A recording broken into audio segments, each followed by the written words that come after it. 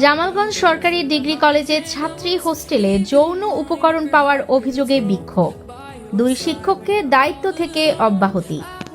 সুনামগঞ্জের জামালগঞ্জে ছাত্রী হোস্টেলে কন্ডোম পাওয়ার অভিযোগকে কেন্দ্র করে দিনভর বিক্ষোভ করেছেন শিক্ষার্থীরা।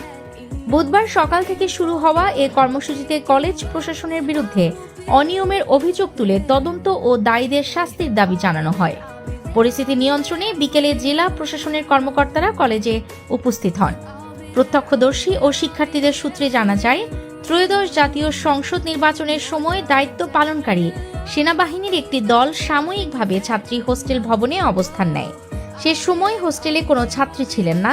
পরবর্তীতে ভবনের বাথরুম পরিষ্কার করতে গিয়ে কিছু কন্ডোমের প্যাকেট পাওয়া গেছে বলে দাবি করেন কলেজের বর্তমান ও সাবেক কয়েকজন শিক্ষার্থী। মঙ্গলবার রাতে সামাজিক যোগাযোগ মাধ্যমে এ নিয়ে অনৈতিক কার্যক্রমের ইঙ্গিত দিয়ে পোস্ট ছড়িয়ে পড়লে বুধবার সকাল 11টার দিকে শিক্ষার্থীরা জামালগঞ্জ রিভার ভিউ পার্ক এলাকা থেকে বিক্ষোভ মিছিল বের করেন। মিছিলটি উপজেলা সদরের প্রধান সড়ক প্রদক্ষিণ করে উপজেলা স্বাস্থ্য কমপ্লেক্স হয়ে কলেজ প্রাঙ্গণে গিয়ে অবস্থান নেয়। এক পর্যায়ে বিক্ষুব্ধ শিক্ষার্থীরা ভারপ্রাপ্ত অধ্যক্ষকে তার কক্ষে রেখেই তালা দেন। পরে তালা খুলে দেওয়া হলেও তারা অফিসের সামনে অবস্থান নিয়ে বিক্ষোভ অব্যাহত রাখেন।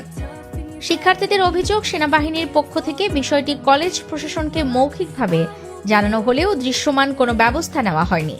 এছাড়া ছাত্রী হোস্টেলের ব্যবস্থাপনা ও শিক্ষার পরিবেশ নিয়ে আগেও নানা অনিয়ম ও হয়রানির অভিযোগ ছিল বলে দাবি করেন তারা। কলেজের ভারপ্রাপ্ত অধ্যক্ষ সুজিত রঞ্জন দে বলেন, অনাকাঙ্ক্ষিত পরিস্থিতির প্রেক্ষিতে অতিরিক্ত জেলা প্রশাসক কলেজে এসে শিক্ষার্থীদের দাবির আলোকে হল সুপার মুজিবুর রহমান ও ইতিহাস বিভাগের প্রধান পঙ্কজ বর্মনকে অতিরিক্ত দায়িত্ব থেকে অব্যাহতি দেওয়ার নির্দেশ দেন এবং তদন্তের ব্যবস্থা নেওয়া হয়। সন্ধ্যা 6:30টার দিকে অতিরিক্ত জেলা প্রশাসক তাপসশীল সাংবাদিকদের জানান, ঘটনাটি আরও আগে দায়িত্বশীলরা সমাধানের উদ্যোগ নিলে ভালো হতো। 2 পক্ষের সঙ্গে কথা বলে আপাতত হোস্টেলের দায়িত্ব থেকে 2 শিক্ষককে অব্যাহতি দেওয়া হয়েছে। শিক্ষার্থীদের উপজেলা নির্বাহী কর্মকর্তার কাছে লিখিত অভিযোগ দিতে বলা হয়েছে। অভিযোগের ভিত্তিতে প্রয়োজনীয় ব্যবস্থা নেওয়া হবে। এ ঘটনায় এলাকায় চাঞ্চল্যের সৃষ্টি হয়েছে। তদন্ত শেষে বিস্তারিত জানা যাবে বলে প্রশাসন সূত্রে জানানো হয়েছে। উম্মে কুলসুম সুপ্তি, দৈনিক আলোর সকাল অনলাইন ডেস্ক।